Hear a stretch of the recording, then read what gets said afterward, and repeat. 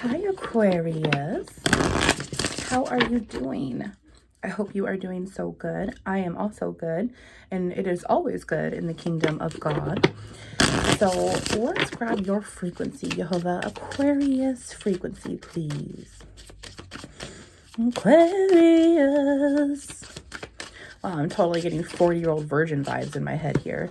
Mercury 32. I absolutely love this here. And automatically I get as if you have been in divine union with yourself. You have known the difference between right and wrong. And this is why this whole energy is here. This light and dark, this good and bad, this yes and no. And you're kind of facing this situation where you're like, do I have to be true to myself or be true to them? And you're actually kind of having a hard time knowing the right answer on that. And the right answer is always you. Deny the world and everything in it, including your flesh and yourself, and take it in, be still and know and trust that the Lord is going to move you in that right direction. 32 leads back to that 5, that Hierophant energy, 2 of our morals and ethics, and then you have to act upon that, right? The frequency of Mercury supports our ability to use our consciousness to traverse into other layers. 111, following our intuition and separating ourselves. Denying of reality and dimensions. It activates our access to our Akashic inheritance as well, merging the totality of our experience into our present to serve our highest purpose.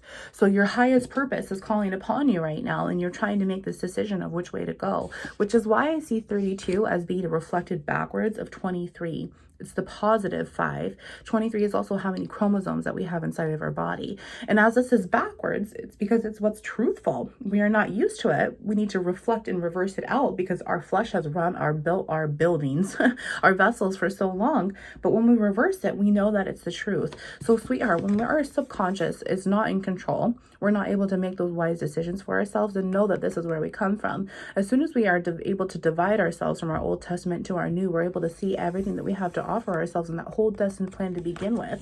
And that's why this whole making this decision is just really, really, we do bottom of the deck, he says, really, it's like you're standing your ground, like you're about to like roar as loud as a lion because you're like, no, I know 222, this will unbalance me if I follow through with this. I need to stick with myself. But that past part of you and your past victimology is really trying to unsettle you, and that's why you have to just go in and be still and know. 2 3 4, there's that ascension.